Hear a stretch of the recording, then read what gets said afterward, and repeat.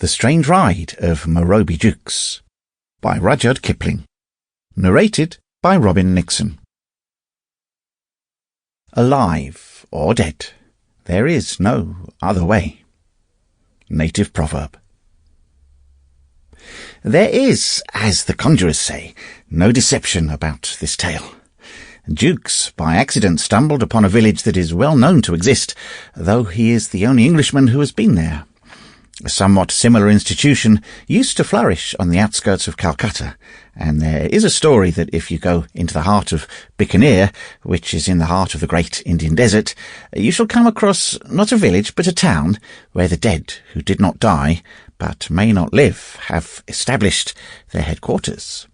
And since it is perfectly true that in the same desert is a wonderful city where all the rich moneylenders retreat after they have made their fortunes so vast that the owners cannot trust even the strong hand of the government to protect them, but take refuge in the waterless sands, and drive sumptuous sea-spring barouches, and buy beautiful girls, and decorate their palaces with gold and ivory and minton tiles and mother-of-pearl, I do not see why Jukes' tale should not be true.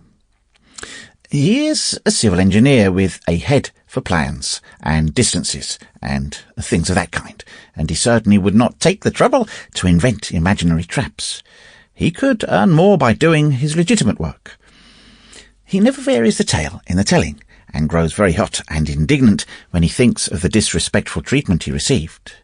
He wrote this quite straightforwardly at first, but he has since touched it up in places and introduced moral reflections thus. In the beginning, it all arose from a slight attack of fever.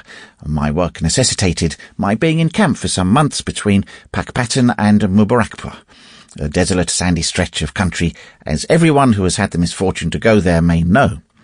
My coolies were neither more nor less exasperating than other gangs, and my work demanded sufficient attention to keep me from moping, had I been inclined to so unmanly a weakness. On the 23rd of December, 1884, I felt a little feverish. There was a full moon at the time, and in consequence every dog near my tent was baying it. The brutes assembled in twos and threes, and drove me frantic. A few days previously I had shot one loud-mouthed singer and suspended his carcass in terrorem about 50 yards from my tent door. But his friends fell upon, fought for, and ultimately devoured the body, and, as it seemed to me, sang their hymns of thanksgiving afterward with renewed energy. The lightheadedness which accompanied... Sample complete. Ready to continue?